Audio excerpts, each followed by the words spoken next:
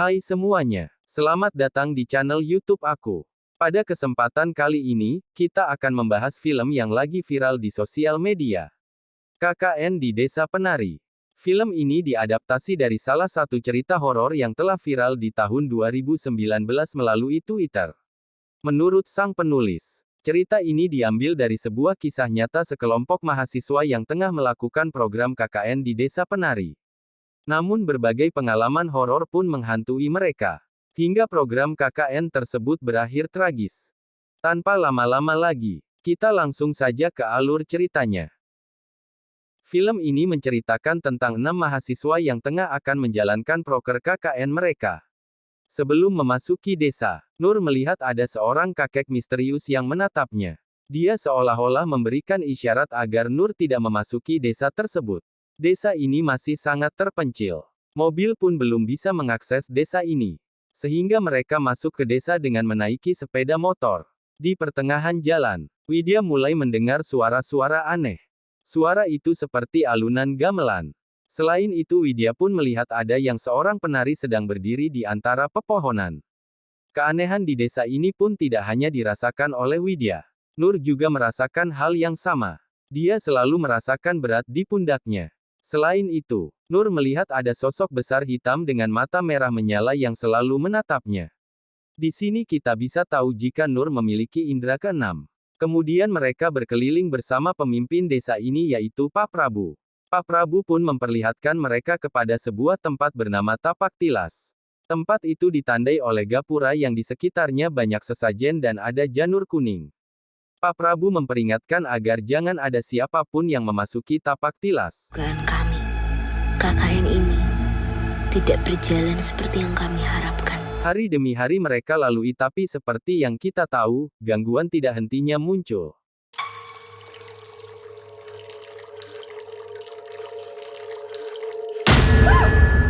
Ternyata setelah diterawang oleh Mbah Buyut, sesepuh di desa ini, Nur dan Widya memiliki darah hangat, darah yang sangat disukai oleh para kaum jin. Hal ini dibuktikan dengan mereka yang merasakan kopi hitam pekat itu sangat manis. Padahal jika orang-orang normal merasa kopi itu sangat pahit, bahkan seperti jamu. Tanpa mereka sadari, ada sosok gaib bernama Badarawuhi yang sedang mencari mangsa. Tentunya Badarawuhi sangat suka kepada orang yang berdarah hangat, target mangsanya yaitu Nur dan juga Widya, tetapi Badarawuhi tidak mau mengganggu Nur. Karena dia menghormati yang ada di belakang Nur, ternyata Nur memiliki hodam pelindung bernama Mbah Dok. Mbah Doklah yang selama ini melindungi Nur dari segala mara bahaya ataupun serangan para bangsa jin. Luwih apik. Awakmu gak usah melo-melo. Maka dari itu, Widya lah satu-satunya target yang bisa Badarawuhi culik. Di samping itu, ternyata diam-diam Bima menyukai Widya, bahkan Bima pun telah melakukan santet agar Widya suka kepadanya. Oleh karena itu, Badarawuhi pun masuk ke mimpinya Bima. Dia memperlihatkan Bima jika Widya sedang dalam bahaya, tubuhnya dililit banyak ular. Dia mengatakan jika Widya tidak akan bisa keluar dari desa ini. Bima pun ingin menolong Widya. Badarawuhi bilang, jika Bima ingin Widya selamat, maka dia harus mengambil sebuah benda bernama mahkota Hawaturi yang ada di Tapak Tilas. Jika benda itu telah ditemukan maka berikan kepada Widya. Singkat cerita, Bima pun nekat memasuki Tapak Tilas untuk mengambil mahkota Hawaturi. Bima pun meminta tolong kepada Ayu untuk memberikan Hawaturi itu kepada Widya. Tetapi Ayu yang sebenarnya suka kepada Bima tidak menjalankan amanah yang telah Bima perintahkan. Mahkota Hawaturi itu malah dia simpan dan tidak diberikan kepada Widya. Ayu beralasan jika Hawaturi itu hilang. Hal ini membuat Bima marah dan kecewa kepada Ayu. Namun tak lama dari itu, Ayu pun didatangi oleh Badarawuhi. Badarawuhi mengatakan, jika dia bisa membantu, dia bisa membuat Bima jatuh hati kepadanya. Maka Badarawuhi pun memberikan selendang hijau kepada Ayu. Ini selendang bukan sembarang selendang. Selendang ini mampu memikat siapapun yang kita inginkan. Alhasil Ayu pun memikat Bima dan masuk ke Tapak Tilas. Di sana terjadilah surga duniawi di antara mereka berdua. Namun Bima tidak sadar saat adegan ini tengah berlangsung. Bima sudah melakukan perjanjian dengan Badarawuhi agar Widya selamat. Akibatnya setiap malam Bima harus ke Tapak Tilas dan bersetubuh dengan Badarawuhi. Di suatu malam, Widya pun mengikuti Bima ke tapak tilas. Dia terkejut melihat Bima sedang berendam bersama ribuan ekor ular ketika sedang mengintip.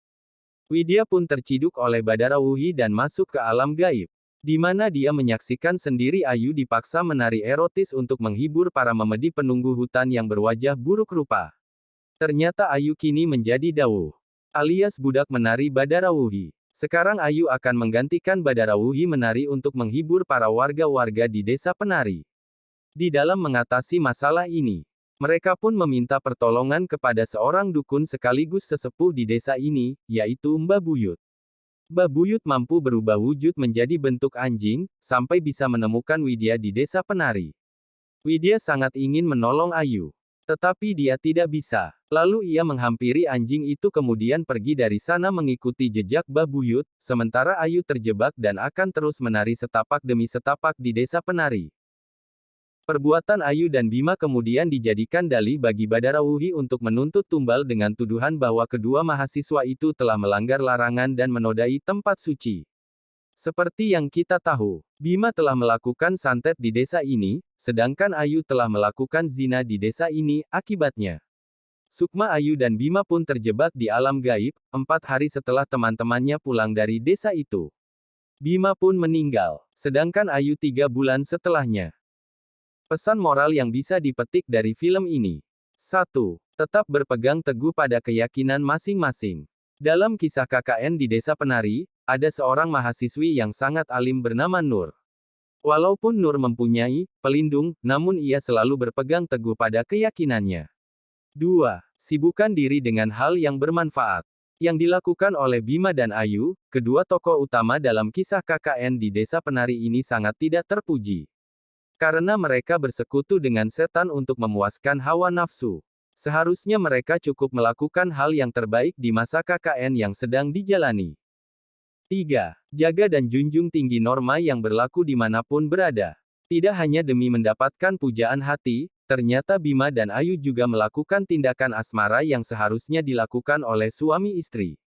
Padahal hal itu sudah melanggar norma yang berlaku di desa terpencil itu.